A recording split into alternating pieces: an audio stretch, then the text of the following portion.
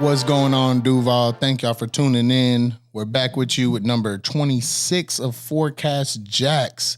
Do not forget to tap in with a Savage at Peace. ForSap, you'll see the Instagram right there. You'll see the website right there. Our only official sponsor as of right now for Forecast Jacksonville. Tap in with Forecast. New beanies are out and a lot of new product coming this year. We got another special episode, man.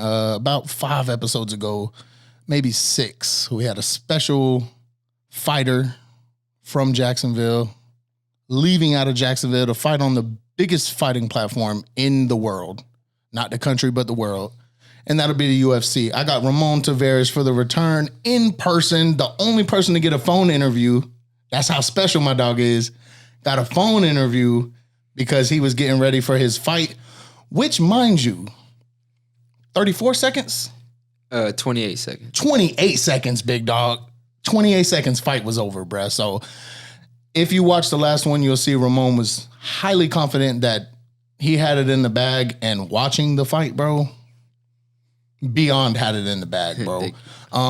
Welcome back to Forecast, brother. Thank you for having me, bro. Yes, sir. Yes, sir. I'm excited. My dog said a lot of podcasts was reaching out to him and stuff, and he decided just to come here with me, and I'm honored. I'm honored. Like we said before, we met through when he was doing music. Yes, sir. And been a long time. I'm tied in with his family with Big Reek, so it just happened how it happened, man. And I'm very grateful for you to come here because I know, with the weight cuts you're doing and stuff right now, you know what I'm saying? And all the training you're doing, family, your birthday was just the other day, just like mine was yesterday, you know what I'm saying? Holidays, all types of crazy Exactly. Because we were supposed to do it in December, but you had to get up out. Where'd you go for the holidays? For Christmas, I took the kids to Disney and SeaWorld. So I was in Orlando. Okay. And then for Thanksgiving, I was in Georgia with my dad's side of the family. Got you. And did you go to a game? I thought you went to a game. Yeah. The Knicks game. I went to the Knicks game too. That was like the day before New Year's. Mm-hmm. I went to the Knicks game. In New York? No, in Orlando.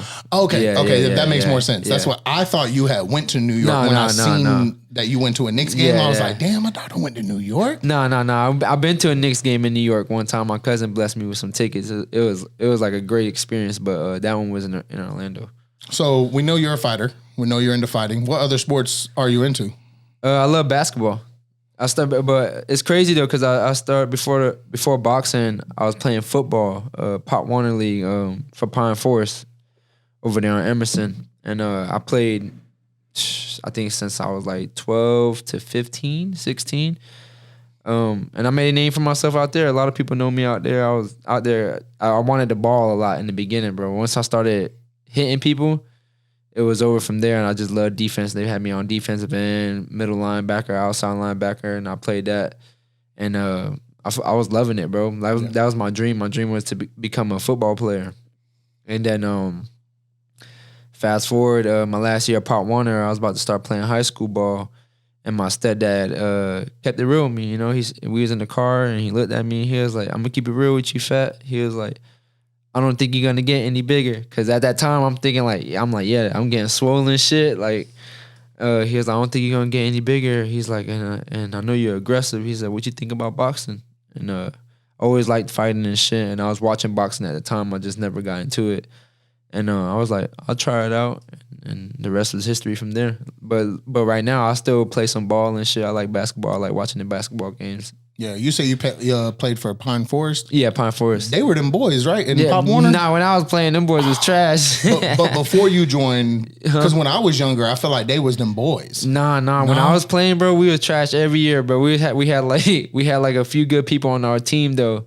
But now them boys good. I had my son playing for Arlington, and fucking his first game, he broke his arm though. Like, you know what I'm saying? But it was against Pine Forest, and the boys was balling. Like, yeah.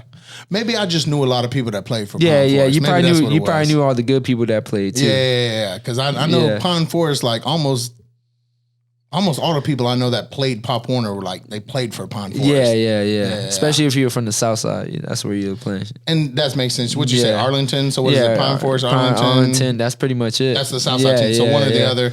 I got you. So I Yeah. probably just happen to know the Pine Forest people. Yeah. So you used to play football, and now you say you watch basketball. You're not really into football, though? Yeah, I'm not really into football. I'll watch it here and there because my girl's family they like football and shit. And I've been getting into betting a little bit, so I've been paying a little bit more attention to it. But I've been fucking with the basketball more though. Have you been winning? I went to be real. I won like twice, but I bet it like I'll say probably a total of like 15 times. I bet it twice on basketball and shit, and I won. But I'm really winning on the fights. Yeah, I'm really good at betting on the fights. That makes sense because you understand it better. Like if you look at something and be like, y'all think he the underdog? Yeah. Because you were the underdog in the last fight. Yeah, I was the underdog. I was mad after the fight because I was gonna put money on you. I don't gamble. I don't gamble on sports and shit. And I was like, I'm confident, bro. I'm gonna put the money. And then I was just like, anytime I've done like a parlay or whatever, bro, I always lose. That's how I be feeling too. I be feeling like I'm bad luck or some shit. If I be betting, I'm like, man, I'm bad luck when it comes to the basketball games and the shit. But on the fights, I be knowing what I'm talking about. So yeah, I actually won one of my big sponsors a good amount of money because he betted on me. He was actually at the fights and shit. He ain't tell me though. Like after the fight, he was like, hey. He said, look, and I was like, what? He showed me his ticket. I won that boy like, I think like 5 or 6 bands. Hello. Yeah. I wouldn't tell you before the fight neither. I don't want you to think about it. Like, I don't want you to think about the gambling and you're the underdog and stuff. But you're a different beast though. You're not gonna that wouldn't even interfere with your thought process. Nah, man. I love being the underdog. You know, my whole life I've been the underdog, and look where I'm at now. Look where I took it. So when I see that I'm an underdog, or when people like doubting me, it makes me go harder, you know what I'm saying? And I feel like I do good with that type of pressure and like proving people wrong. Like right now, like I took the fight in Canada in this dude's backyard. I did it for a reason. Like, you know what I'm saying? I got a point to prove.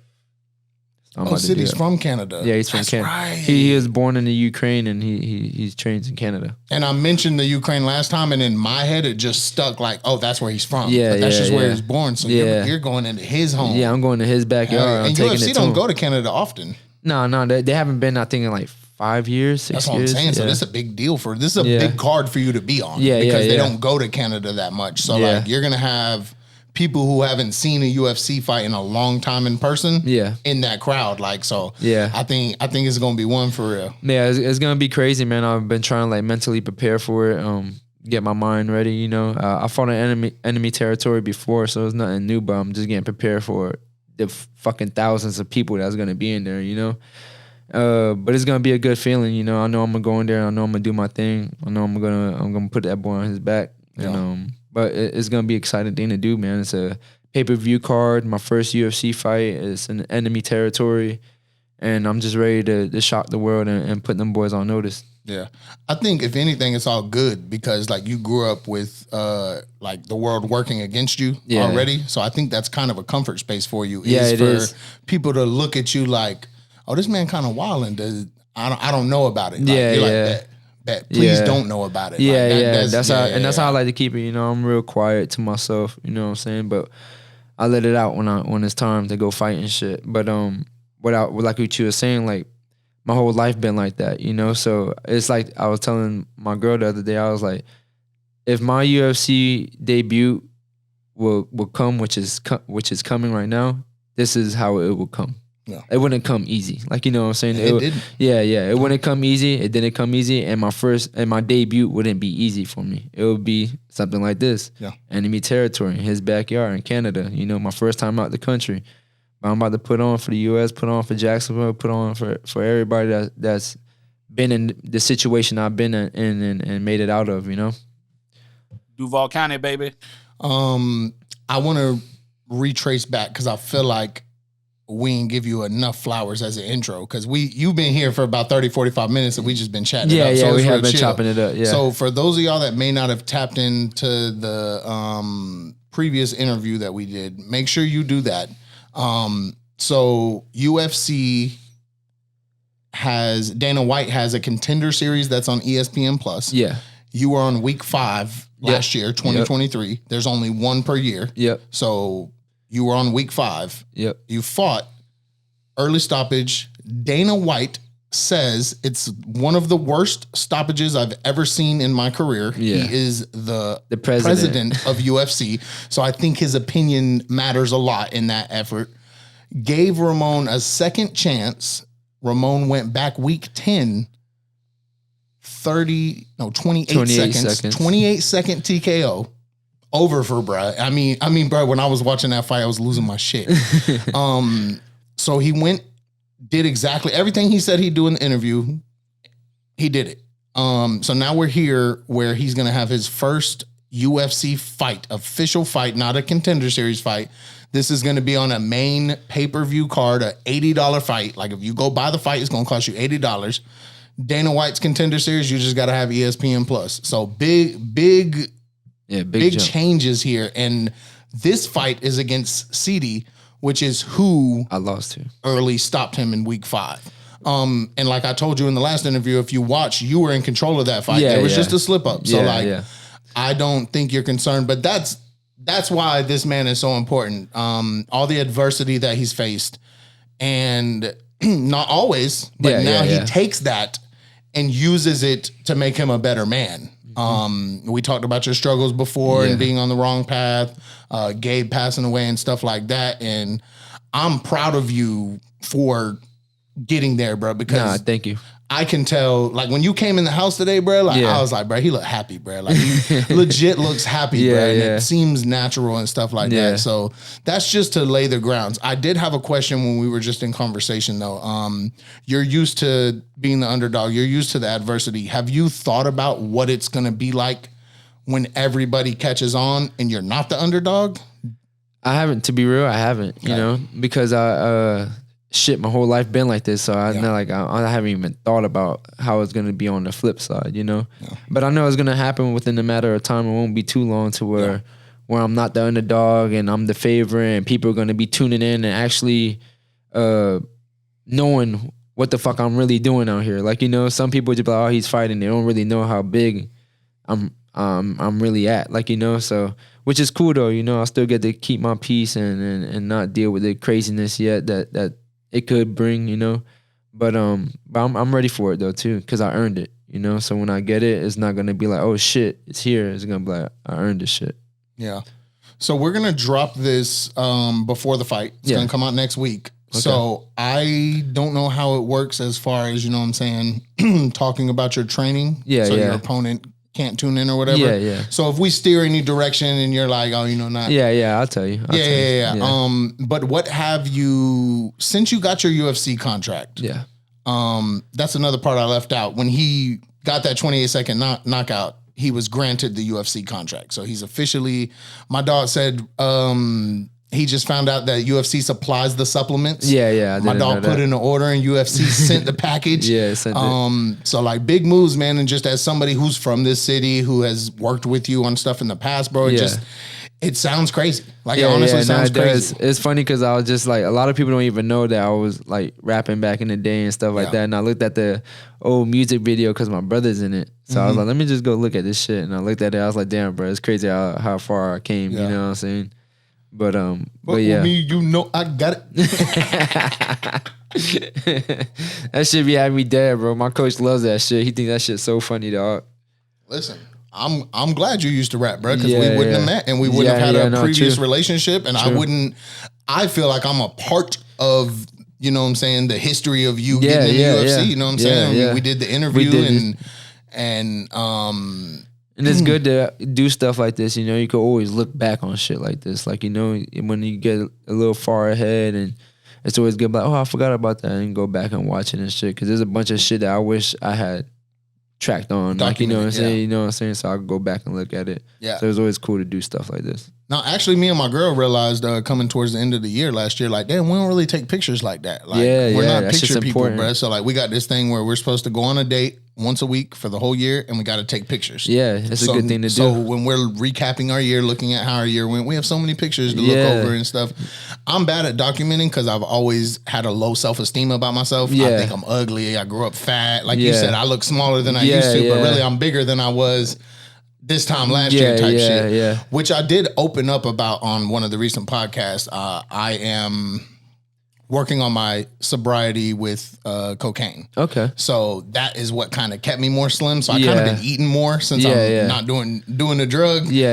So I account that, but I'm happy and I'm not doing it. Yeah. So I don't care if I'm bigger. I got to give credit to you, bro, because a lot of people won't even admit that type of shit. You know, it takes a strong person to do that to begin with. So congratulations, bro. I'm happy that you are doing that. I appreciate it. I had somebody on here, those shades I had on earlier. He makes eyewear, and I had him on here, and he's 13 months sober from everything. Yeah.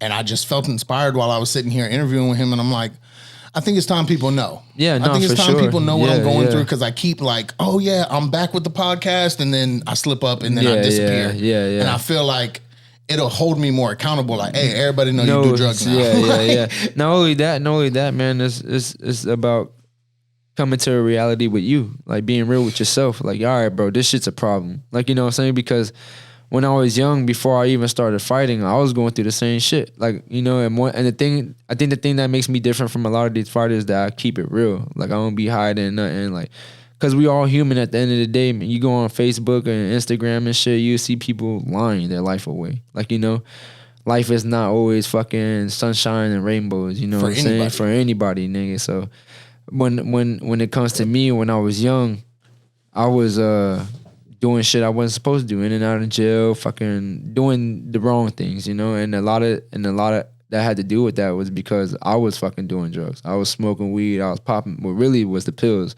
I was fucking with the Xanax, I was popping the Molly and shit, and then I don't know what it was, bro. Like one day I was just smoking, dog. I swear to God. I was smoking, I was sitting on the porch, and I just started having a real bad anxiety attack. I started thinking about my life. I'm like, yo, this is where the fuck I'm gonna go. Like, this is where I'm headed. Like, you know, I started thinking about my family and shit. And I was like, man, I gotta do something. And remind you, when I started, rewind it back, when I was playing football and shit, I started boxing. I became too much for my mom. My mom sent me with my dad in Georgia. I know my dad. I love my dad. And me and him got a great relationship now. But back then, I'm like, all right, you about to send me to another man. I'm a man too. That's how I'm feeling at that age. You know what I'm saying? Mm-hmm. So he really didn't have no control of me, and I give respect to him too, because when I got there, he tried his best. Like, bought me everything I needed for school, got me my phone and shit. Like, you know, he was actually trying to be a dad, and I just pushed all that shit to the side because I'm like, all right, I'm about to just get my freedom, because my mom was real strict. So I took advantage of that shit, and he couldn't control me. Like, you know what I'm saying? So started getting in trouble and shit. Fast forward, I was 15. Fast forward, 19 years old before I turned 20. I was like, man, I gotta do something. And the first thing that came to my head was fighting. And I remember this exact same day, bro. I was like, all right, after this day, I'm gonna start smoking. So I'm chilling with my homeboys and shit. We smoking. And it's funny because my homeboy Seth, I was just texting him this shit like 3 weeks ago. Because he's like, I can't believe you made it to the UFC, this and that. But we had this conversation in the car. And I was like, hey boy, hey y'all boys, I'm about to move back to Jacksonville. I'm done with this shit. Like, you know what I'm saying? I'm done smoking, I'm done hitting licks, I'm done doing all this shit. I was like, they was like, what you about to do then? I was like, I'm about to go back to Jacksonville and fight. They started laughing, bro. Mm-hmm. They started laughing. And now I brought that up to him like 2 weeks ago, and he was like, I would never forget that shit. It's crazy you did it. Yeah. Cause when you're in that lifestyle, like anything outside of the lifestyle sounds like a joke. Yeah. Like, because exactly. I mean, for most people, it's not for everybody, but most people, like, when you're in that life, bro, like, that is life. Yeah, that is life. Like doing drugs, selling drugs, hitting licks, like, that's life. And to be real, I think I did all of them a favor, you know, because not to talk like no top dog shit, you know, I always look at everybody equal, but I felt like I was the head of the snake. I was running this shit. Like, you know what I'm saying? So I noticed when I stopped doing it, everybody else started doing better in life, and now all them boys doing good. Yeah. Like, you know what I'm saying? So it was kind of good for me to do that, because not only did I save myself, I feel like I saved my homeboys. Like, you know what I'm saying? And going on what we was talking about, though, I went 3 years sober straight. Like, when I got back to Jacksonville, I started smoking, I started doing everything. I went cold turkey on everything, didn't drink nothing. I think it was like 3-4 years. My mom got married and shit, and I started drinking again. But that's all I do now. I drink. I might smoke here and there, but that's all I do. I just drink. So at that point, you said you were 19? Yeah, 19. I moved out here when I was 19, in like 2015. No, okay. 2014, because my son was born. 2014. Yeah, So that was almost 10 years ago. Yeah. So that just goes to show you, bro, that shit doesn't happen overnight. Yes. Even with talent. Yeah. Like, because you've always been, when you were in Combat Night, bro, you were the man. You were the man. Like, you were the guy in Combat Night. So, I mean, you had that, but I mean, that's still, especially for fighting, I mean, money-wise, like, it's still kind of lower level. You're not getting paid shit, bro. Yeah. Like, you know what I'm saying? I was getting paid working and doing whatever I was doing to make money. Like, you know what I'm saying? That to be real, this how much they pay you in the beginning of fighting. I mean, it's not like, to me it was nothing because I have real bills and shit. Like, you know what I'm saying? So I'll keep it real. Like, my first fight, I think it was probably $300 to show up, $300 to win. You know what I'm saying? And that's really ain't shit. That's like, a McDonald's check. Yeah. You know what I'm saying? So I'm like, bro, from the beginning of my professional career, probably to about even the end, I always forgot to get my check. And the owner of Combat Night could vouch for that shit. They literally had to chase me down and be like, your check. And I'm like, oh shit, I forget I'm getting paid for this shit. Because it was bigger than that. Yeah. It's bigger than that. Yeah, exactly what you said. But now, like, the checks are bigger now and stuff like that. So I'm gonna be looking for them motherfuckers this time. For sure, bro. For sure. But no, I just want the people listening, the people watching to understand, like, it's a day by day journey, and every choice you make determines how fast you get where you want to go. And if it's the right moment when you get there. Because imagine if you got a UFC when you were still, we talked on the last episode, after a fight recently after Gabe had passed, you got drunk and acted ass, pissed your girlfriend off and stuff. Imagine you do that and you're in the UFC. Yeah, you can't, bro. You got an image to keep up, you know what I'm saying? And what I don't do though is frown upon the people who are fucking up at times, because I get it. Like, you know what I'm saying? Because that could still be you. Yeah. You could have not figured it out. It happens to me, bro, all the time. Like, I have my streaks where I'm doing good, and then, bro, it'd be like 1-2 badass weeks. I'm just tripping, dog. Like, you know what I'm saying? Like, drinking like a motherfucker and shit. But it had to come with me being real myself. It was like, my wife ain't the problem, and the people around me, the problem is me. You're taking like, it out on them. Yeah. And they don't deserve that. They don't deserve that shit. You know what I'm saying? So people just gotta be real with themselves. Like, and once you're real with yourself, everything will start unfolding, bro. The right way, the way it's supposed to. Like, you know what I'm saying? You just gotta be patient, bro. That's another thing I learned with this fight game. It's a real big patient game. Like, you know what I'm saying? Like, it's not gonna go the way you planned it to go ever. And that's like even in life. Like, I was like, all right, I turned pro in 2019. I was like, this is it. Like, because I had my first fight, I think like November. I forgot the day, but it was in November of 2019. I was like, this is it. My life is set. Like, I'm about to go to the UFC, and then boom, my brother died the next month. Yeah. Like, you know what I'm saying? There's always some type of hiccups like within my career. So I was like, you know what? And after my brother passed away, not immediately, but like a year and a half, I started getting more in touch with God. Like, you know what I'm saying? Because I was like, my brother just kept coming to me in weird ways, bro. Like, you know what I'm saying? Because my brother knew I didn't believe in God, to be real. Like, you know what I'm saying? He knew I didn't, and he was coming to me and like my dreams, and like even like I was having like I felt like I was seeing him in person. Like, you know what I'm saying? So I started getting more into God, and my life just changed after that. After I started believing, I'm like, you know what? It's not on my time no more, bro. I'm gonna just leave it in God's hands, and I'm gonna just do the work. And if I deserve it, He's gonna give it to me. And that's how I started doing it, bro. Like, after my first professional loss, because it's a weird thing that happened to me my second pro fight. I'm fighting his name Ginseng Jazor, something like that. Me and him real cool now though. And I'm fighting him, and like, man, that was like the hardest fight camp I ever had to do, because my brother like just passed away, you know, and I honestly felt like that fight was rushed. I didn't heal at all. Like, you know what I'm saying? But it all had to do with my coach coming and picking me up and like, nah, man, you gotta get your ass back in the cage. This is what's gonna save you. And he didn't lie. Like, you know, he was picking me up from my crib, taking me to the gym. I'm training with him. Anyway, fast forward to the fight, my second pro fight. This is how the whole God thing started. That's how I started believing God. Me and this dude fighting, bro. Like, you know, we sitting there, we trading it out, and I'm getting the better of it. I'm getting in my groove and shit. I'm picking it up, and out of nowhere, bro, I swear on my kids, I swear on everything I love, on my brother, bro, everything just went silent, and I seen my brother's face.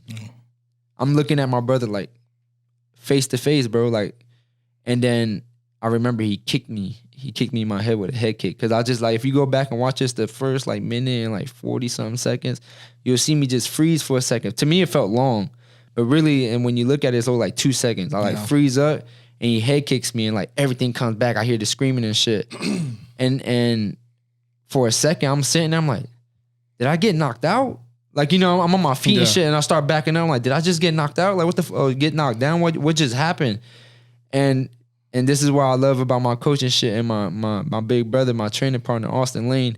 As soon as that first round was over, I sat on the bench and I was just quiet the whole time. They talking to me and like, I don't know, bro. I went to like another zone. Like I'm just like, and to be real, it's like, I don't want to be here no more. I didn't even want to. That's not the first time ever in my career, ever, I didn't want to fight. Yeah. I remember that. We went over this last interview. I remember that. But like, it's like, I can see it now because I've heard it. I'm like, I remember now. Yeah. And then the second round, bro, like he won. I'll give him the second round. Like I just was doing enough to survive. Like, you know what I'm saying? Because I really didn't want to be there.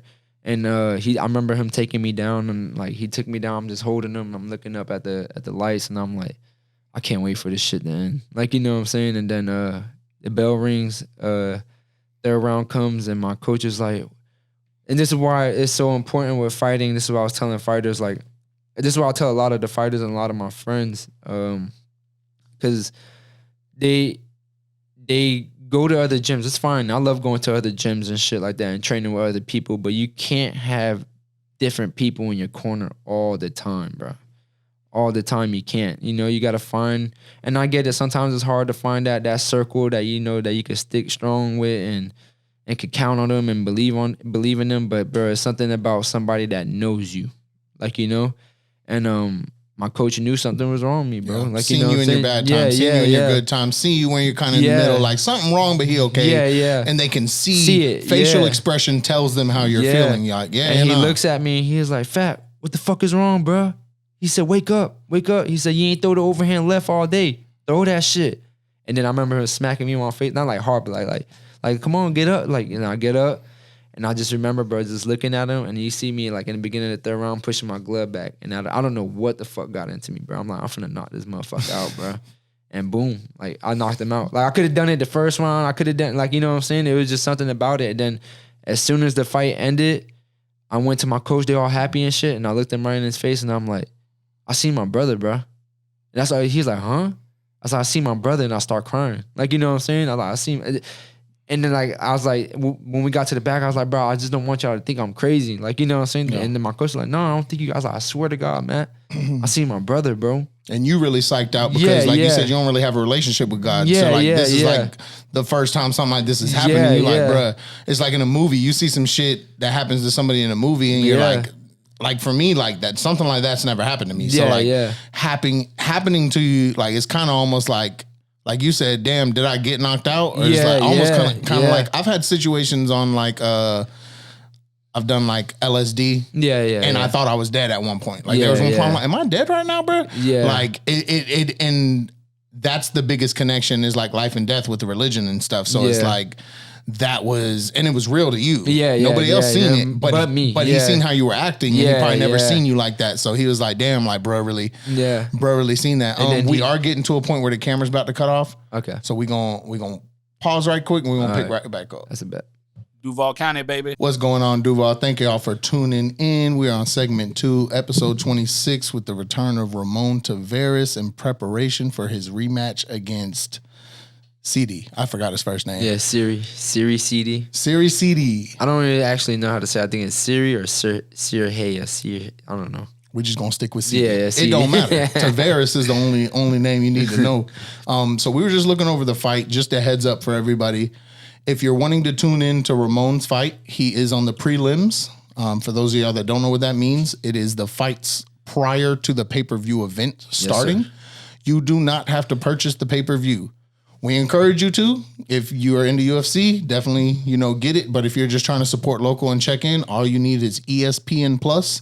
I'm going to give you all the scoop. You can get a 7-day free trial. Cancel that bit before. Mm-hmm. If not, it's only $10 a month. So that's how you're going to tune in January 20th.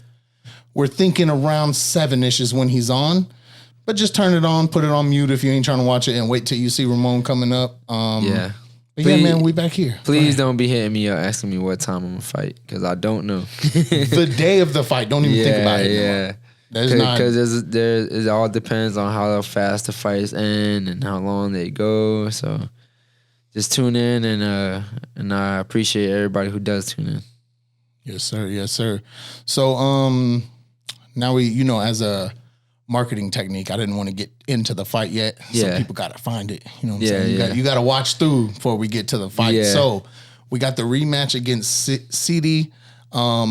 Like we talked about in the last one, you still were respectful, even though you disagreed with it, shook hands and were cordial. And I believe that's part of, what I'm saying? The early stoppage was enough for you to earn another fight, but by still staying cordial, I feel like that was good. So I know you ain't got no beef with bro. Yeah. You know what I'm saying? I ain't got no problems with him, but I try to. Well, I don't even try. It is a problem. Like once I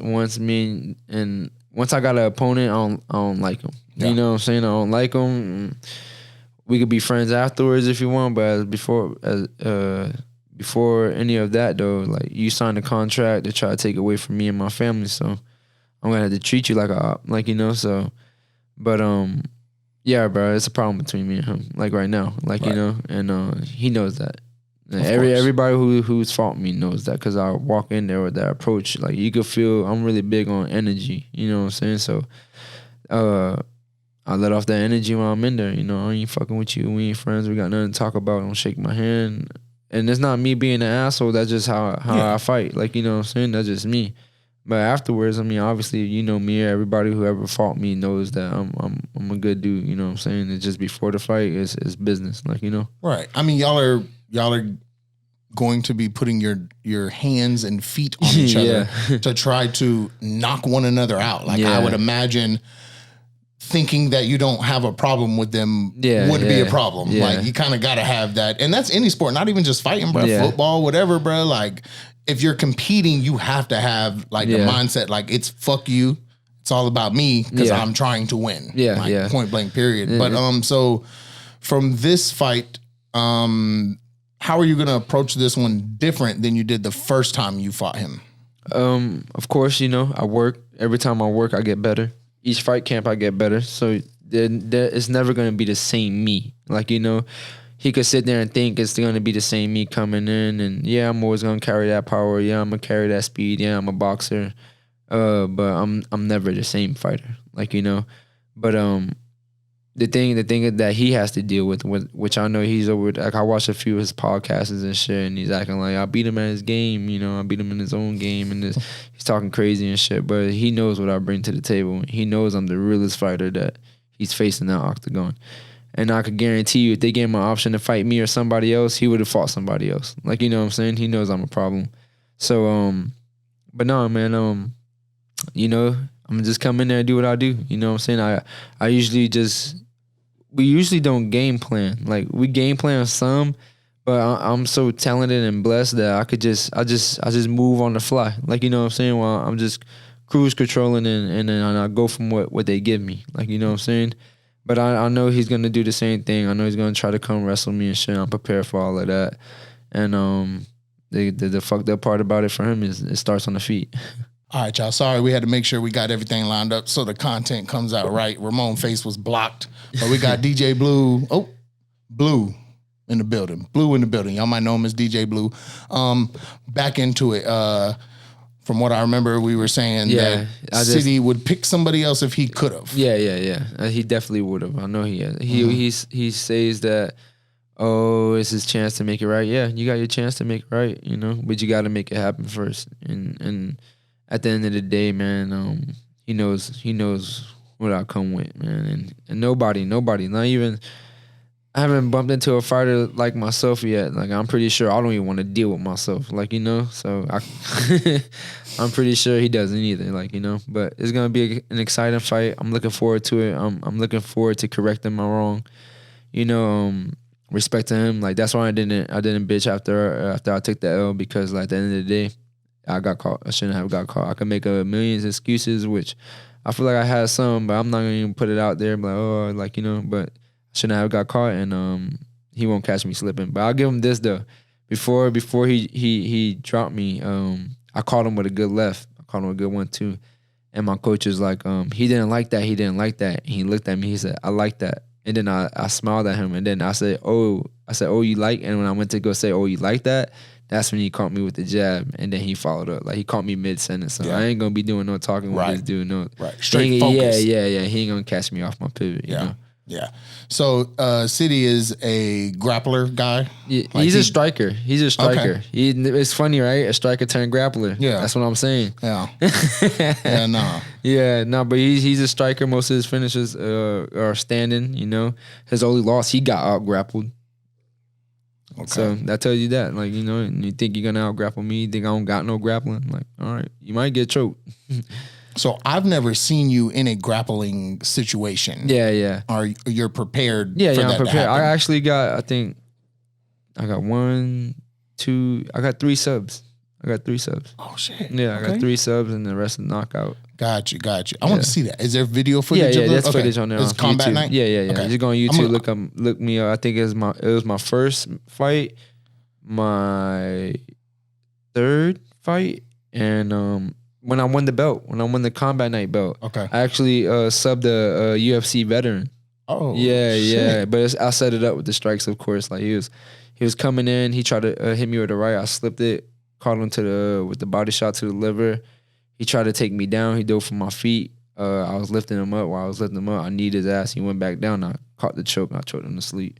Hello. Yeah. I got to go back and see that, bro. Because I ain't gonna lie. As somebody who's developing like a love for martial arts, that is now exciting to me. It used to not be exciting to me. But now it's like imagining somebody having you in that position. Yeah. It's not easy to get out of, especially once they actually lock in a specific submission. Like it's one thing to have you stuck in the spot, but once they have you to where you're fighting for your air, it's like every second is crunch time. Yeah, and it's crazy, bro. Like, cause when I first started doing MMA, I really didn't like grappling. Like, I thought it was weird. Like, no, anybody. Because you were a boxer. Yeah. And not only that, I don't feel comfortable rolling around with another man. Like, you know what I'm saying? That's how it was for me. And then once I started noticing how dangerous it was, and like how effective it was, that's when I started getting interested in it. And not only that, I knew I wasn't good at it. Yeah. Like, you know, but the good thing that I benefit off of was that I played football. I kind of got like not the full like takedown movements, but I was used to hitting people and shit. Like a lot of my takedowns in the beginning was football tackles. Like, you know what I'm saying? But now I know the techniques. Like, I'm a blue belt now in jiu-jitsu.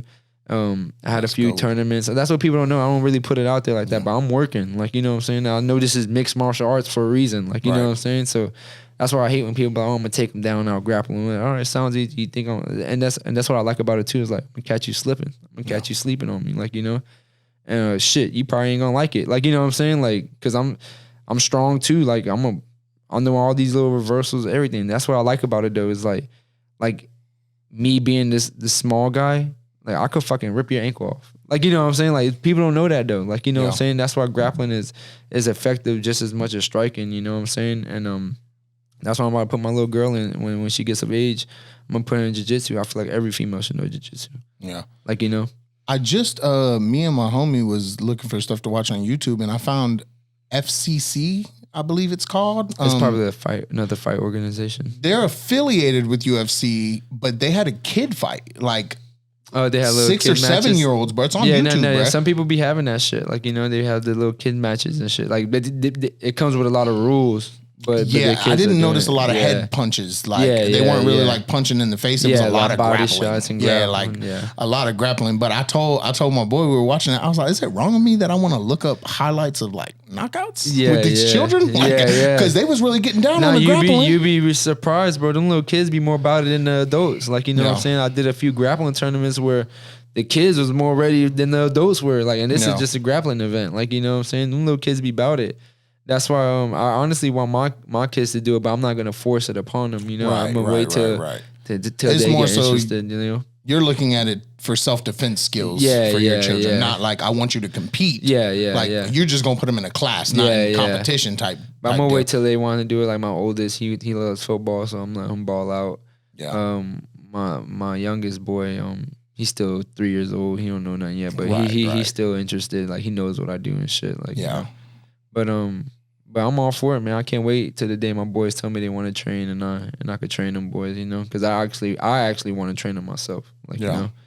But yeah, man, I love the sport, man. I love everything about it, and I'm just happy and blessed, bro, that I'm able to do it, you know. Yeah. Is your family going with you to Canada or just your wife? Just my wife. My wife. It's crazy too because I've been going through like little issues with my coach and stuff like that. So I've been like basically just doing everything by myself. But I love my coach though, man. Like you know, I've been talking to him. We just started talking like a few days ago, and he hit me up. You know, we just wasn't seeing eye to eye. Like you know, I mean, it's a lot of shit going on at once. Yeah. I could get it, you know, and I know he's going through a lot of shit. But anyway, man, I'm so confident in that guy. Like I know I could do this by myself. Like, you know, and that's why I'm doing it by myself. So it's funny, I was supposed to go talk to him tomorrow. Hopefully I could get him to get on the plane with me, and it would be him, my big brother Austin Lane, my training partner, and my wife in my corner. And it's gonna be a story to tell, bro, because I'm gonna get the job done with three of my coach, my big brother, and my wife in my corner. And I just want to show people like it's not about who you got in your corner, and it's about who you are. How hard you gonna work? What you gonna do? Are you gonna sacrifice all the things you need to sacrifice to become the person you want to become? You know, and I'm about to put that on display January 20th. No, for sure. Hey, is our lady gonna be there? The doctor? I don't know if she's gonna be there. I'm pretty sure she is, though. I'm pretty sure she is. That's your people right there, big dog. That's your people, bro. Baby came out that bit in a dress, and I was like, bro, who is she, bro? He was like, that's the doctor. Yeah, like, that's the doctor. And then that, like you said, that conversation y'all had, and then she came out there during the fight. Was she at the second one? Yeah, she was at the second one. I figured maybe that's her thing in Vegas. Maybe she's like the Vegas doctor. She's the doctor, you know. I would love. What's her name? Do you? Remember? I don't even remember her name. I would love if she's out there, bro. Like, because it was just something about her. Like I said, I'm big on energy and stuff. It's just something about that woman's energy that's why when she came, like I told you, I wanted to spaz when I first lost, and then she said, "You promised you was gonna talk to me," and I was like, "Yeah, you're right. I'm chill." Shout out to her, bro. Yeah. Luckily, it was no conversation needed in that second fight. Yeah. I know you said in our previous interview, like, I'm sure I'm gonna knock Buddy out. Yeah. You did. Did you think it was gonna be that fast? 30 seconds. Like, no, I thought he was gonna come out because he's a grappler. Right. He was a grappler. All his fights, most of them he won by submissions and shit like that. So I thought he was doing that to distract me so he could shoot a takedown on me. So once I seen it, like I seen it in his eyes, and that's why me and him are friends now. Like you know, I seen it. What's his name? We keep talking about CD. Cortavius Romeus. Cortavius Romeus. Okay, shout out to Cortavius Romeus. Shout out to him. He's cool as fuck. But I seen that look in his eyes. I was like, this boy ain't about to take me down. Yeah. Like, you know, I seen that look in his eyes. And that's why I got respect for him, because his eyes was different from CD's eyes. Yeah. Like, you know what I'm saying? CD was just like, his eyes was telling me like, oh shit, this motherfucker here already on me right now. Like, you know, this motherfucker's like, no, I'm out to get it too. Like, you know what I'm saying? Yeah. So when I realized, I was like, all right, when I seen that look in his eyes after the first, because we come out, boom, boom, first, well, we both 1-2. And I'm like, all right, he's about to shoot. He didn't shoot.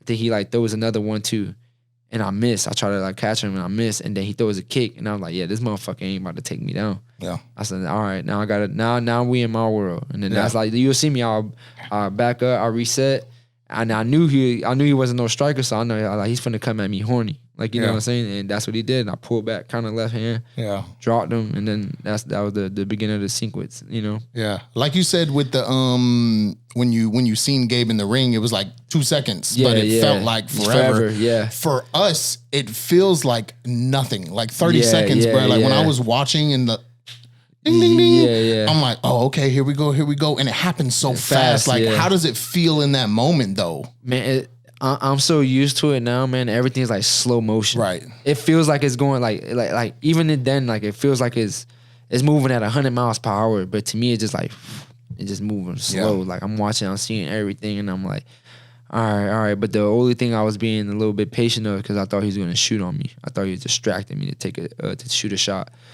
But he didn't. And I told you, once I looked in his eyes, I was like, that boy trying to get a knockout. He trying to make a statement, you know. And now it's time for me to make a statement. Yeah. So you say y'all are Yeah, like we're cool now. Yeah, Like, yeah. We talk had some drinks like after the fight. I seen them same night type deal. Yeah, yeah, Oh, yeah. hell I went yeah. downstairs and I seen him at the casino and like I could just tell that boy comes from like in a similar situation that I came from, you know. So Right. I went up to him, showed him some love. We took a picture and shit. And I'm like, yo, like I actually, cause he was like telling me like I don't want to put that boy in business, but he was telling me some shit like, you know what I'm saying. I'm like, damn, that's kind of sound like what I was going through too. Yeah. Come fuck. I was actually trying to get him to come out here and train. But he's back training. And I'm excited for him. He got a fight coming up too. I believe in February and stuff like that. Okay. So I'm excited for him. I believe that he's a fighter that's gonna make it to the UFC in the future. You know, so I'm a fan of his. I'm to be real. I become a fan of a lot of the fighters I fight afterwards because it's just a respect thing. Like you know what I'm saying, and I gotta respect anybody who comes in there and fights me because I know it's not an easy thing to do. Like, you know, I know I'm dangerous and shit like that. So if somebody has the balls to even get in that cage in general, bro, it takes so much. Like, you know, it takes so much inside of a man to go inside of a cage and make that walk. Cause bro, you could get embarrassed. Like I got like that shit was embarrassing to me. Like, you know what I'm saying? I can imagine. That shit was embarrassing to me. Like and you're the savage. Yeah, exactly. Like you're the savage. So Yeah. for that to happen to you, it's like, damn bro, first like, round, early stoppage. And not only that, it's like I didn't even get a chance to show my skills. Like I know I could beat this guy, like, you know, but yeah, because you were controlling the fight, Yeah, bro. Like yeah. I said in the last interview, I've rewatched it since then, bro. Yeah. Like you were controlling that fight, bro. It was just, and then now you've exposed. We were talking to each other during the fight. Yeah. And now you know, like, hey, it ain't, no matter what they say to me, bro, I can't even look in my eyes and you'll get my response. But like, it ain't no feeding into it because at the end of the day, when you look at it neurologically, you are using your brain to think about how you're going to fight. If you're thinking about what you're going to say, you're taking the brain power away from you kind of focus. You kind of focusing yourself. Yeah. You know what I'm saying? Yeah, for sure. And then I'm not gonna sit here and say that's an excuse. You know, he caught me. Like, you know what I'm saying? No, you owned up to it. Yeah, no, for sure. But I've talked to plenty of fighters. The only thing I give respect to of Siri is that I know he's a hard worker. Yeah. You know what I'm saying? He's a hard worker. And like I said, I believe in God, bro. And I believe that Siri, I feel like the situation that happened between me and CD happened because he deserved it. Right. To be real. Like, you know what I'm saying? I feel like he deserved that. He deserved to be in the UFC. And I felt like if he would have lost, he wouldn't have came back. Right. Like, you know what I'm saying? I'm not saying like I don't know him as a person, but I feel like the UFC probably wouldn't even have gave him a chance to come back if the shoe was on the other foot. Like, you know? And like I said, man, God works in mysterious ways. I feel like my story was supposed to happen this way. Cause now look, I took an L. I had to bounce back from an L in front of the whole world. And now I get a chance to show the whole world what you can do. It's not about how you get knocked down. It's about how you get up and what you do after you get up, you know? Yeah. And that makes my story more exciting. Like, what if I just would have beat Siri and just gotten into the UFC? I'm just another UFC fighter. I got a whole background story now. I set the record for the fastest knockout that season. I didn't even know that. Yeah, that's crazy. I set the fastest knockout for that season. There's a lot of good fighters this season too. Like this wasn't a light season, bro. Like, it was a good one. Because after watching yours, I was kind of watching it the weeks after too, just to peep it out. This how good it was. This is the most. This is the first season with the most fighters ever signed. Yeah, the most advances. For sure. I remember we talked about that last time. So that's how good it was. But now my story is like, and not only that, this is the first rematch ever from Contender Series. Yeah, like two contenders fighters. You just got history on history on history. Yeah, you know. Yeah. So Dana gonna be watching. Yeah, he's gonna be. Definitely I don't know if he. I imagine he's there for the prelims. Yeah, I'm pretty sure. Yeah. I mean, he'd at least be backstage or something, bro. But I know this one. I think you are special to him because that's his Contender Series. Like it's his thing. I feel like he was embarrassed on the early stoppage that it was even called. Yeah. I understand it. I understood the early stoppage, but Dana White in charge, motherfucker. If Dana White made the call, I'm going with him. I could understand the stoppage too a little bit, but it's like, bro, I caught myself with both of my hands. Like, you know what I'm saying? Like my head and didn't even touch it. Right. And obviously when he was coming in, what I do, I leaned back. Like, you know what I'm saying? I seen everything that was coming. But I'm excited, you know. He feels like he got something to prove. I definitely feel like I got something to prove. And we're gonna see who's the real man on January 20th. You know, but yeah, I'm excited, man. I'm excited to do it. I'm excited for the fight, but I'm more excited for the way I'm about to do it. Yeah. I'm about to go in his backyard. I'm about to come with my basically my family, like, you know what I'm saying, in my corner. And he's going to go in there with this guy, that guy, like, you know, cool, good for you. I'm gonna embarrass you. Yeah. You know? So I'm not sure how the UFC works in this matter, but you're doing a prelim fight. If you say your co-main event? No. So I think I'm either going to be the co-main event of the prelims or the fight before the co-main event. Okay. Because I'm not sure how many fights they're doing on the main card. Gotcha. Yeah. So if you, let's say it's the same as your last fight. You go in there, 28 seconds, it's over. Yeah. What do you think will be the next step for you in the organization? I want big fights. Yeah. You know, a lot of people like to play it safe, you know, and it's the smarter thing to do sometimes. Like, you could play it safe and then you work your way up the rankings. I want the big fights. Like, you know, they actually got a guy that I would like to fight on the same card. His name is Brad Katona. He fought for the UFC, the Ultimate Fighter. He was on the Ultimate Fighter season and he won it. So if I beat him, that's just like a big staple for me. Right. Like, you know what I'm saying? Like, I just beat the dude that just won the Ultimate Fighter. Like, you know, Raul, I forgot his last name. The young kid. It even sounds weird now I'm calling out a young kid because he's so young. I think he's like 19 years old now, 20 years old or something like that. But he has a lot of hype behind him, you know, and why wouldn't I want to steal that clout? Like, you know, I like to steal it from him. There's another dude, I forgot his first name, Rodriguez. He actually beat Raul. I would like to beat somebody that beat this person that they were so hyped on. Like, you know what I'm saying? I want fights that make sense for me, you know what I'm saying? But whatever the UFC gives me, I'm gonna take and I'm gonna do what I gotta do, you know? I'm just trying to make some money, dog. Yeah, no. Yeah. I could imagine too, because I asked you to know, have you thought about when you're not the underdog no more? I could imagine you're living in the moment right now. You're not even really, you're doing what you need to be in the best position in the future, but you're not thinking about what the position is. It's like, hey, I got this fight right here. We'll see what happens afterwards. Yeah, and I just recently started living like that. Like, I used to fucking be like, all right, after this fight, I'm gonna fight this guy and I'm gonna fight this guy, and then by this time I'm gonna be doing this, bro. It never happened like that. Yeah. And so it's just one foot in front of the other, bro, and one step at a time, and enjoying the process, you know. Yeah. Because in the blink of an eye, it's all gone. Yeah. Like, fucking, I just turned 30 years old, and it didn't hit me to like 2 days ago. I picked up my son from school. And I'm looking at him, like you said, 10 years ago. I had my son when I started this shit. So I'm looking at him and I'm like, damn. I was like, damn. I just turned 30, but fuck me being 30. My son's about to be 10.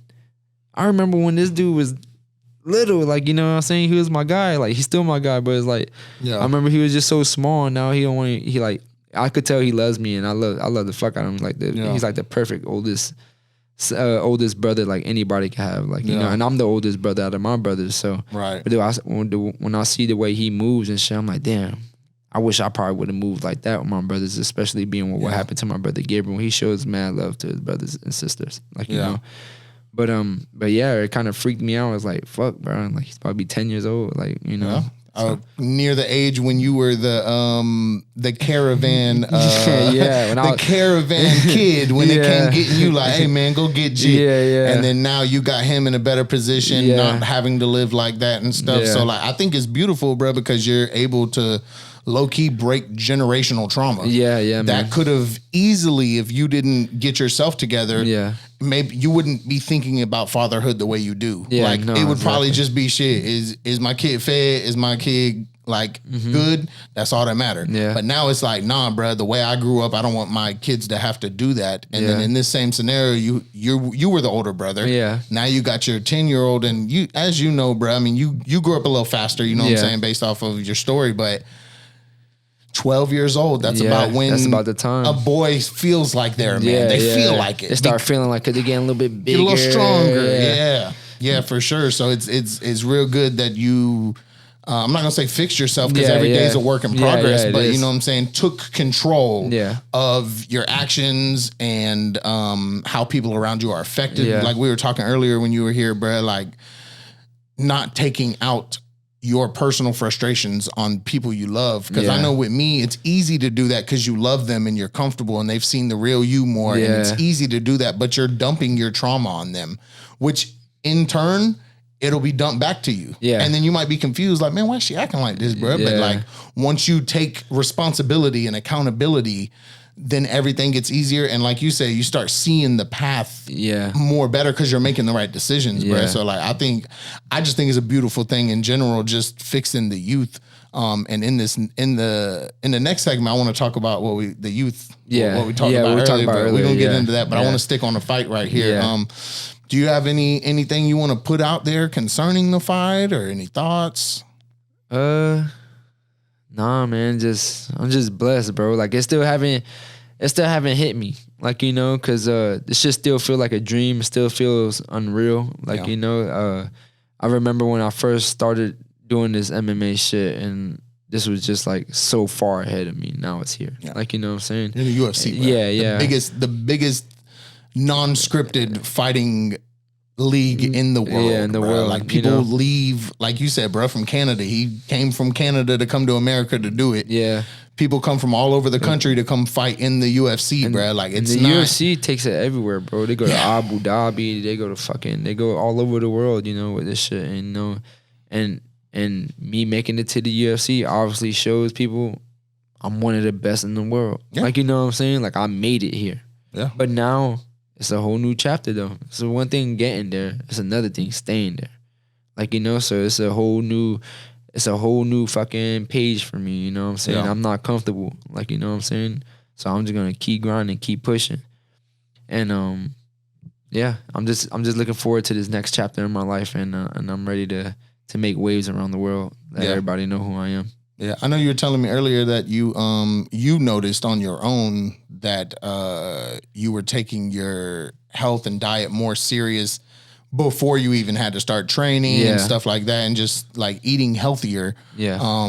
You feel that like inside of you as well? Yeah. It started like I said 3 fights ago. I started being more on point with my diet. You know what I'm saying? Not stupid strong like I am now. Like, you know what I'm saying? Not just egg whites and avocados, preparing right before but I was the fight. eating more healthier instead of eating trash every day. The only thing that I would say, and this is just me being real, like, you know what I'm saying? Like I said, I like to keep it real. Yeah. After my fight with Taveras, even after I won, you know, it's such a great thing, right? And like you won and you made it. Like you got the contract, right? This is what fucked me up. You know, I'm thinking that me getting a contract will fix all my problems. Like, you know what I'm saying? And I'm thinking like, yo, I lived for so long after my brother passed away. Like, I got to make it to the UFC. I got to make it to the UFC. And I never thought, is this really going to make it better? Yeah. And so once I got home and reality set in after like a day or two, I got into like a real depression again. Like, you know what I'm saying? That shit was strong, like the depression. Like, you know, I was drinking almost every day for the beginning for 2-3 weeks. Like, because it hit me as like, this is where I feel like people don't really think much about life. You know what I'm saying? They so focused about what they want, what they need, you know what I'm saying, and shit like that. But like, just live in the moment, you know, enjoy the moment, enjoy what you have right now. Like, because you're never going to premiere in the UFC again. It's never going to happen. That's what I was telling people on why this was so important to me. Like this interview, like your UFC debut official, you fought in for the organization, but it's on the contender. Your debut is never going to happen again. Yeah. Your first fight in UFC is never going to, first pay-per-view fight, never going to happen again, bro. So exactly. it's very important for you to be in the moment. Yeah. Because this is the start of your UFC career. Yep. And this is what a lot of people probably didn't even tune into Dana White's Contender Series. They've never heard of you, and they're gonna see you in that ring, bro. Yeah. And when you fight the way that you fight, and it's not just your 2 Contender Series fights. Yeah. If you look at your combat That's how highlights, it's been. like you are who you say you are, the Savage. Like you go in for the fucking dirt as soon as that bell rings. Like it's time to get going. We're not reading each other, bro. Like no, read this, like Nah, real quick. Because there's something that my teammate Austin told me that I'll never forget. He was like, "Get in there and get out. You don't get paid by the hour." And he's right. Like 100%. 100%. The faster you knock them out, the less chance of you getting any brain damage or any damage to your body. Because I mean, you see Conor. It is crazy though. Isn't Conor coming back? Yeah. He's coming back, bro. And like the injury he had is something that a lot of fighters they get put out of their career for. I think that's why like he got out of the USADA pool and stuff like that. Because injury like that, you got to do some type of steroids or some shit to fucking shake back from that broken leg. Yeah. And USADA, that's the drug testing. Yeah. UFC But now, separated from them. Yeah, they're separated. They got they got somebody. I forgot the name of them. They actually just came to my house like maybe like 4 days ago. It's my first time getting tested. Yeah. Like they came to my house, knocked on my door earlier in the morning, and tested me and shit.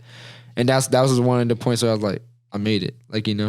And I was like, damn. I used to hear about this shit, and now they at my house fucking drug testing me. Like So just quick question, because we're about to wrap this segment up. Is testosterone? Yeah, you can't do that, right? And to be real, I don't even know much about none of that shit. Like, Right. because I don't really. You already wasn't doing it. Yeah. So I don't know much about it. I just know they very strict on shit. Yeah, because I imagine somebody who does do that, maybe you're fighting in a league that doesn't really drug test or whatever. Yeah. Somebody who does do those and then they have to go where they can't, probably Shoots big right slip down. up. Yeah, right down. But all right, man, we're going to be right back. Duval County, baby. What's going on, Duval? Thank y'all for still being in. Again, this is episode 26 with Ramon Taveras, in-person interview, January 20th, somewhere around 7-ish is when you need to tune in on ESPN Plus to catch his rematch with City. In this last segment, we talked about the fight. Yeah. You've been thinking about the fight so much, I'm sure it's what you're leading up to. So we're just going to get back in. How has like life been with your family and at home since you got your UFC contract? Like I said, like in the beginning, like I came back and I got into some depression and shit. Just realizing like one thing is not gonna change your life, like So when I got home, I realized like damn, most of my family's still fucked up. My brother's still gone. Like I still feel these feelings. Like I thought they was just gonna disappear. Like what I'm saying, but I feel like each time I get into like a depression or something like that, I don't know how it is for everybody else because I know it comes like, and it will stick around and then I could work my way out of it. Like I'm not good at working my way out of it, but I know eventually I got to get this shit together. Like, I got shit I got to do. I got a family to take care of. But after each time, man, I become a better person. Like I learn more about myself. Like, I'm like, man, maybe you shouldn't do this and try to do this. Like, what I'm saying? And I've been feeling good, man. Like, me and my wife been in a better place. Like, what I'm saying? Because, it's not, no relationship is perfect, but like me and her barely argue these days. Like, what I'm saying? Because we both just like, and most of the time we would just start laughing. Like, what I'm saying? Like, whatever. We about to fight over some stupid shit again. Like, what I'm saying? But, my kids are happy, man. My family, that's who I just been focusing on. My kids and my wife, man. And because I noticed that you're not gonna be happy with yourself unless you control what's going on. Like, what I'm saying? Like a lot of people like to play victim and feel bad for themselves and shit, bro. You can't do that. Like, what I'm saying? You gotta realize, all right, I feel like this. Why do I feel like that? What can I do to fix it? Like, what I'm saying? What can I do to make it better? And that's what I've been doing, man. And I'm honestly proud of myself, man, because I came a long way. I already had anger issues before my brother passed, and it got worse. Like, what I'm saying? And I've been doing really good, man. And I'm proud of myself. Yes, sir. Yes, sir. I want to personally, since you have moved past it, you know what I'm saying? I don't even want to focus on the depression. So past the depression and you realized that and got into your self-work, how was your Christmas, New Year's, your birthday? It was great, man. It was great. Christmas I enjoyed a lot, I was able to take the kids to Disney World and I took them to SeaWorld and I had a great time with the kids, man. Like I'd be so busy and so focused on my career that I tend not to forget about my kids, but like I kind of forget about them because I'm so busy. Like, you know what I'm saying? And when I was able to take them all to Disney, man, I was like, damn, I gotta start doing this shit a lot more. Like, you know what I'm saying? A lot of times I'll be fucking thinking like, oh man, the kids gonna be a pain in my ass. They're gonna be running around everywhere, man. They're having a good ass time, and me seeing them having a good time and the smile on their face made me happy. Like, I don't even get on roller coasters, but I was getting on them bitches with my oldest son. Like, you know what I'm saying? Just because like we was having a moment. Like, you know what I'm saying? Like, and I was like, I don't even spend time with him. I haven't spent time with him like that. Let me face my fears for my boy real quick. And so you don't like roller coasters? Hell nah. Thank God I finally found somebody, B-Dog. People look at me crazy, bro. Like, my mom got stuck upside down on a roller coaster when she was like early 20s. Yeah. And she told me that story as a kid. Yeah. I've never This is why I don't ever get on. I never got on roller coasters. A long time ago, my dad took me and my brother to the fair at the Regency Mall, bro, years ago. I was probably like 8 years old, 9 years old. And I remember my dad and my brother, my youngest brother, Gabriel, he used to love like rides and shit. And they begging me to get on this one ride that was spinning and it would go upside down and spin and shit. And I was like, no. I was like, all right.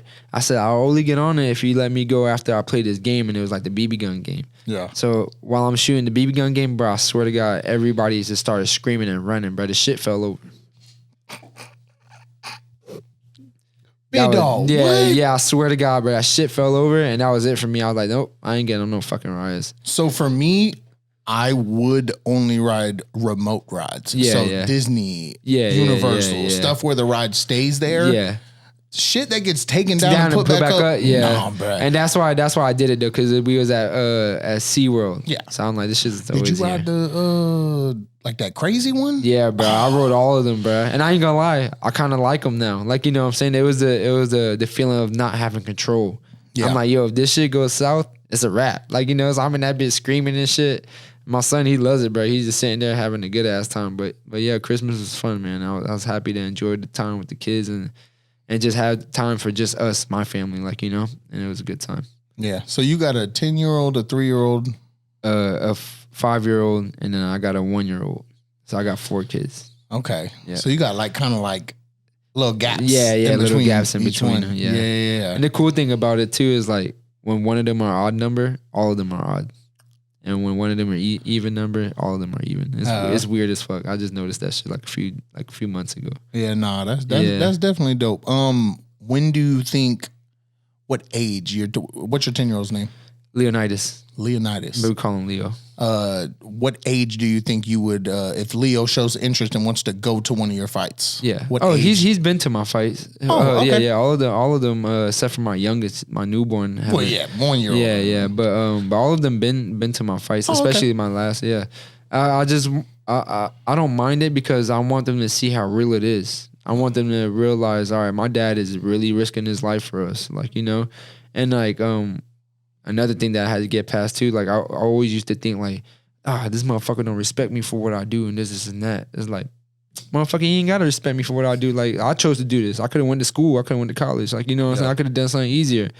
But the people who really love you are gonna respect you for that. Like, you know what I'm saying? Like, and so I want my kids to respect me for what I'm doing. And not only that I'm doing what I'm doing is that the fact when they get older and they realize my whole story behind me and they get old enough to know about it, they're gonna be like, damn, dad really did push through everything to chase something he really believed in, you know? And I'm always gonna install that in my kids, chase what you believe in, and then whatever they believe in, I'm gonna believe in more. Like, you know what I'm saying? I'm gonna believe that they could do that even more than them. Like, you know what I'm saying? Because you could do it. Yeah. And just because somebody says that you can't because they couldn't do it doesn't mean you can't. Like, you know what I'm saying? And that's usually anybody who tells you can't do something, it's because they don't believe they could do it. So yeah. Like, there's no way you can do it, bro. But like, and that's the whole thing. Like, before all this fighting shit came about, I remember watching like Floyd Mayweather and shit like that. I used to watch him a lot coming up because this is the way he used to live was just like attracted me. He had the jewelry, the cars. It still does. Like, you know what I'm saying? Man, Mayweather be wild. But it's like when you learn his backstory, motherfucker just like everybody else. Like, you know what I'm saying? Like, and that's where any famous person, that's where anybody getting money. It's just like everybody else. It's the fact that you're gonna do it. Like, you know what I'm saying? So that's why I'm real big on with my kids. Like I want them to do whatever they want to do. Yeah. It's like we were talking about earlier, bro. It took you 10 years from becoming a fighter before you got into the UFC. And that's pretty much probably a lot of people in the UFC story. Or the NFL is the only one where it gets sticky because you go college and then you go there. Same thing with basketball too, but it's like but still, even then, that shit doesn't happen overnight. Definitely, like, you know what I'm saying. And then most of the kids, you gotta think of their upbringing, who their parents, what their parents were doing for them to make it easier for them to make it to. And not all of them have it like that, you know what I'm saying. But I want to be one of them parents to make my fucking kids' life easier if I can. Like, you know what I'm saying? Yeah. And then a lot of them college ball players, you got to think about it, but they've been busting their ass probably since they were kids. Right. You know? Their 10 years was their youth. Like, you know what I'm saying? My 10 years was like all my 20s. I did all my 20s, bro. I spent busting my ass. But it doesn't happen overnight, man. It takes time. And to the people on the outside, it may look like it happened overnight. Right. So you mentioned kids' life better. Just that 3 words made me realize what I wanted to get into on this one. So you were telling me earlier, you know what I'm saying? You just turned 30. Yep. Happy belated. Thank you. And I told you happy birthday on your birthday. Yeah, me too. Happy birthday to you too. Oh, for sure. But you're 30 now, and you know the older you get neurologically, physically, you know what I'm saying, you get weaker. I mean, you see Vince McMahon at 75 and the motherfucker's jacked. He looks 45. Shit's crazy.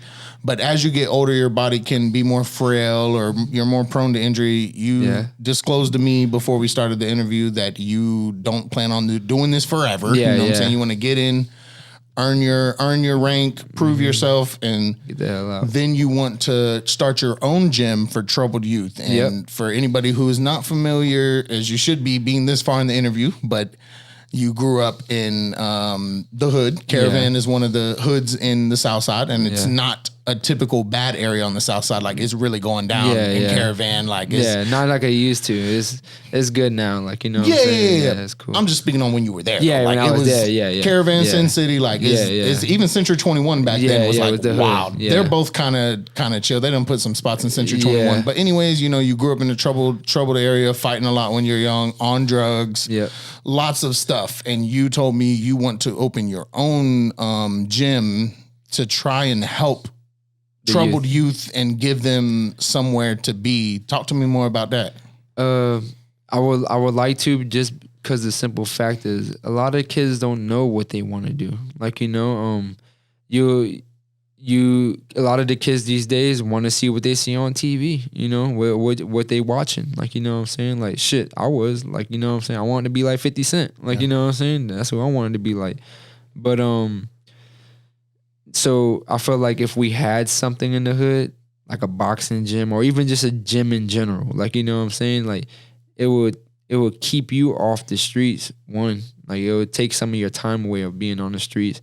And who knows, bro? Like, it could have been like 10 other boxers in the hood. Shit, we all was fighting. It wasn't just me. Like, you know what I'm saying? Yeah, like, it could have been me and like 3 of my other homeboys, and like I knew that bumped good. Like, you know what I'm saying? But I was just lucky enough to have my stepdad just like introduce me into those things, putting me in sports, like, because if it wasn't for him, I would have never even been in sports. Like, you know what I'm saying? So him introducing me to football. I mean, we was playing football in the hood all day. That's why I wanted to play football. But it was him taking me to play organized football and then taking me to the boxing gym. And then, bro, it's just like when I was 14 years old, I remember he brought me there and I just fell in love with it, bro. I didn't want to leave the gym. I was skipping school to go to the gym. My mom knew that whooping my ass wasn't going to work anymore, so she started threatening taking away the gym. You know what I'm saying? Which, this is growing up and learning. Like, I would never do that to my kids. Like, if it's something that they wanted to do and they really want to put their all into it, and that's because I know how it feels now. Like, nigga, I used to go home and cry because I couldn't go to the, like, I got my ass whooped. My mom used to whip my ass to go in the room, like, whatever. But she used to take away that gym, boy. It was like taking a part of me, like, you know what I'm saying? And, But yeah, man, I feel like if I could, I am gonna do that one day. I will make it happen, and I just want. And it's not that I'm just open up a gym and like, hey, you work here, and do this for me. And then, no, I'm actually going to be involved. Right. Like, you know what I'm saying? I actually want to go inside, help him. Like, nah, you're doing this the wrong way. Do it like this. Yeah. Oh, you need somebody to talk to? Come talk to me. What's wrong with you? Like, you know what I'm saying? Let me help you out. So I want to get back to the youth, you know what I'm saying? Because I, especially here in Duval, man, like you just seen a 10-year-old boy just. The first murder of the year. The first murder of the year was a child. And it was a stray, I believe. It was an accident. Yeah. This is like, and we got to do better. Like, you know what I'm saying? Even us as an adults, like, we got to do better. Everybody got to do better. And then word to my dog Joe. Shout out to Joe. It's Mr. Jefferson. He just opened the Safe House. Yeah. And SAFE stands for set a fucking example.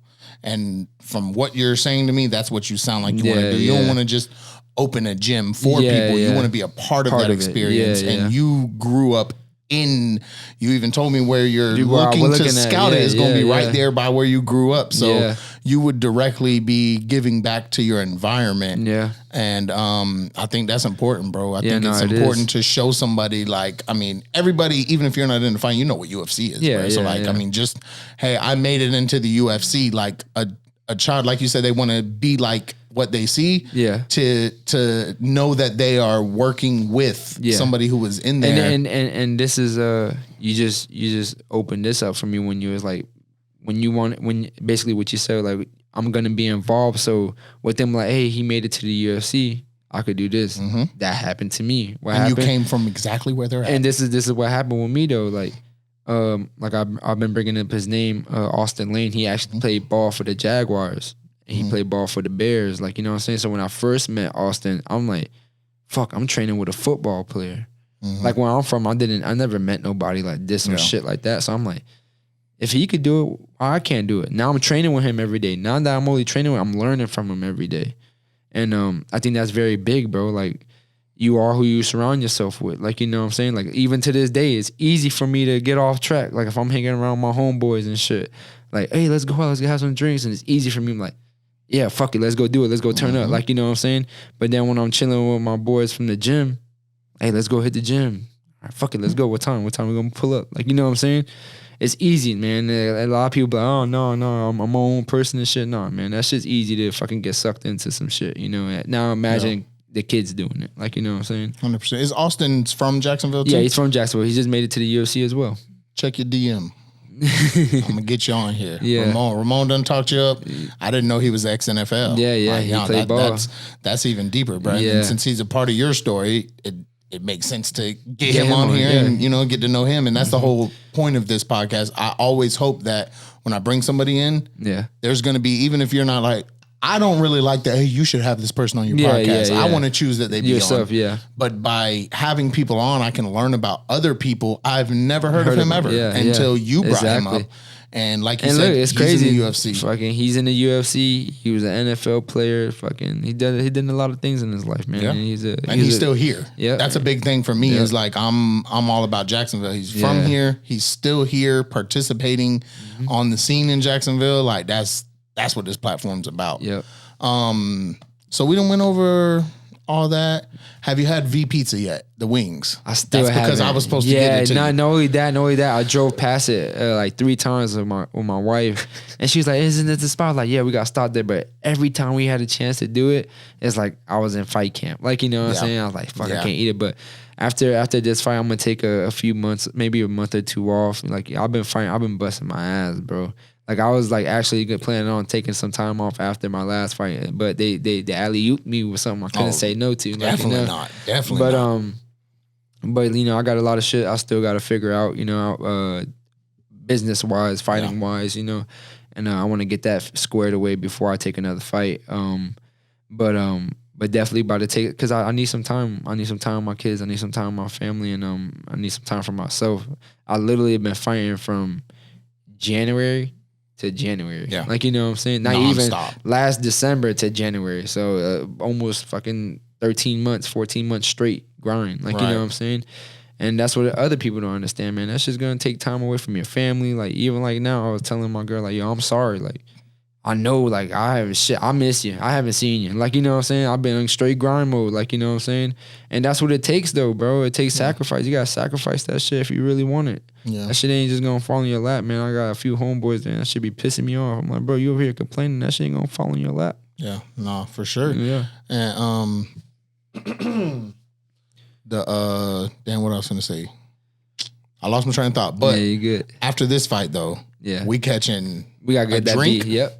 That V's and pizza. we going to hit that V pizza, big dog. And listen, you could bring your family. I would love to hang out with your family, bro. Eat some V's pizza in here after they do the interview afterwards. Yeah, like, no, for sure, bro, for sure. Well, the pizza from V Pizza has to be eaten there. Yeah. Because it comes out that oven. And if you bring it home, even if you heat it up, it don't taste the same. Nah, but the wings can come home for sure. Yeah. But that's what I was gonna say. So, like you were saying, you've been fighting 13 months training, all that. Yeah.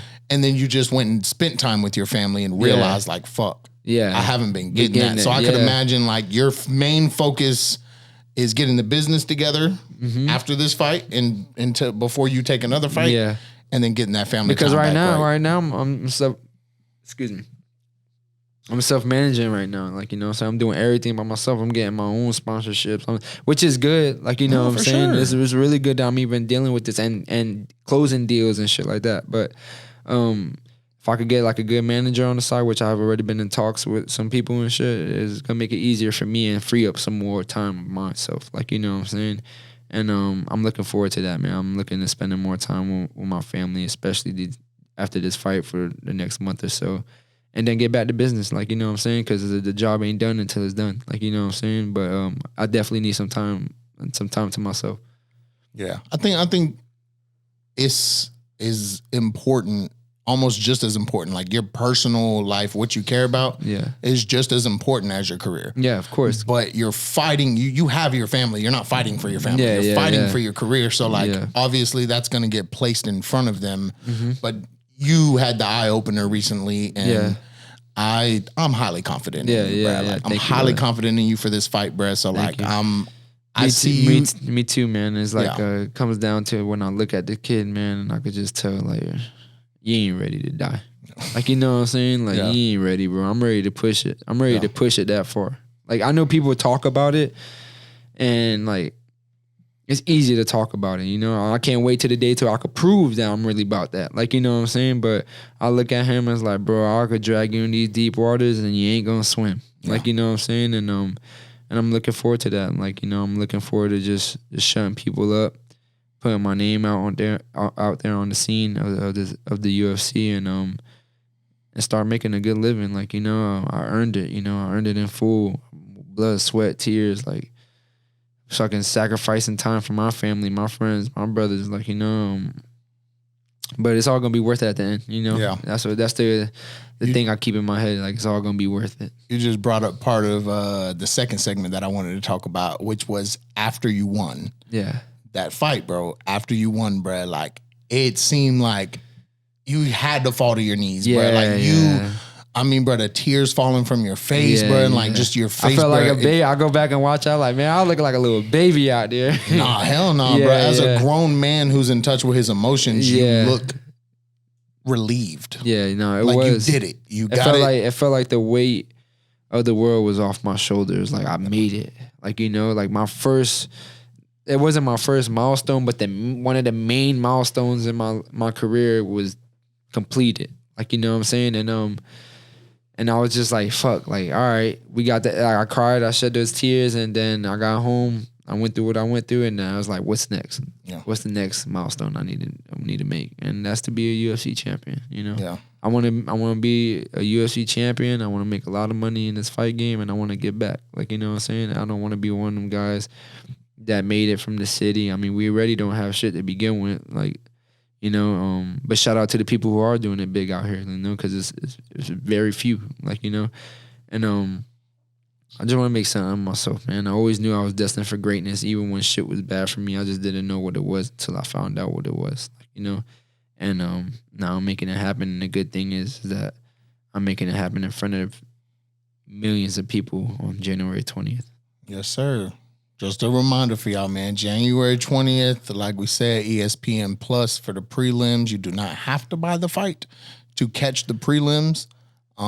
There's no exact time when we're fighting. So my thing is tune in halfway through the prelims. Yeah, because you're towards the end, fourth or fifth fight. Yeah, we believe it's going to be fourth or fifth. So just tune in at the prelims and be ready to catch that, man. We got Duval's own, came up starting in the music scene, you know what I'm saying? And then now we're on to the fighting, went from boxing to MMA. So, I mean, you've spent your life trying to figure out what you want to do. You're here now. The opportunity is right in your face, bro. You have a UFC contract, bro. Like, it's equivalent to somebody from here getting an NFL contract, an NBA contract. It's just a different field, bro. Yeah. So, like, one, like I've already said, bro, I'm proud of you. I admire your work ethic because you sacrifice a lot in order to accomplish, like we talked about on the last one, weight cutting and what you eat. I'm sure you get fucking tired of egg whites and avocados, but it's what you got to do, and you stick through it, bro. So, like, just congratulations on all your success, bro. Is there anything, do you have a message for CD? Do you have anything you want to leave off on before we get any shout outs? I like to give a shout out to two of my sponsors, Bagan Law Attorney Office out there in Gainesville. Shout out to Let's Go Athletic Gear. They're two of my and one of my big sponsors, Silhouettes Daytona. Shout out to all of them. I really appreciate you guys, and just shout out the whole Duval, man. I hope some little kid somewhere, or even somebody, some adult, like, you know what I'm saying, can see what I've done. Is never too late. You know, I'm 30 years old and I'm just getting started, like, you know, and this is just the beginning of something special, and I believe it wholeheartedly. Like, I know I'm gonna make shit shake, you know, and shout out to y'all, and CD, I hope you're ready, man. I hope you're ready to face the fight, the fight of your life, brother. So let's get it started. Thank you for having me too, bro. Oh, for sure. I appreciate you coming through, bro. Because like we if we ain't make it today, big dog, I was gonna go ahead and just count it out, bro. Because I know we. Now that's why I had to make sure I pull up on my boy, because I already know, like, man, I told my dog too many times I was gonna come through, so I made sure I made time today, bro. Yeah, nah, and bro, I understand, bro. You have 4 children, a wife, you have a career. Like, I completely get it, bro. But like, I'm excited to just be, like I said, I feel like I'm a part of the journey, bro. Yeah. But yeah, man, we're gonna wrap it up like that, bro. I really appreciate you. No, I appreciate it was you, a pleasure coming, because we got so much convo in before we even started this, bro. So like, I'm appreciative to be a part of the journey, and I thank you for using our platform as the place to tap in with you. Yeah. Because like you said, other people tapped in. You had plenty of opportunities. We just have history. We got family ties. You know what I'm saying? It just works out, bro. Just gotta show love from the people in Duval, man. Shout out to everybody who's doing something out here and making something out of yourselves. You know, it's never too late, dog. Yes, sir. So as you got it, Ramon Taveras, thank y'all for tapping in. And he's shouting out his sponsors, man. Shout out to my sponsor, Savage at Peace, Forsap, the only official sponsor. Still got teas, man. Y'all tap in. Be posting some specials for the teas so we can start getting some more merch out for y'all. And this Duval County bit. Duval County, baby.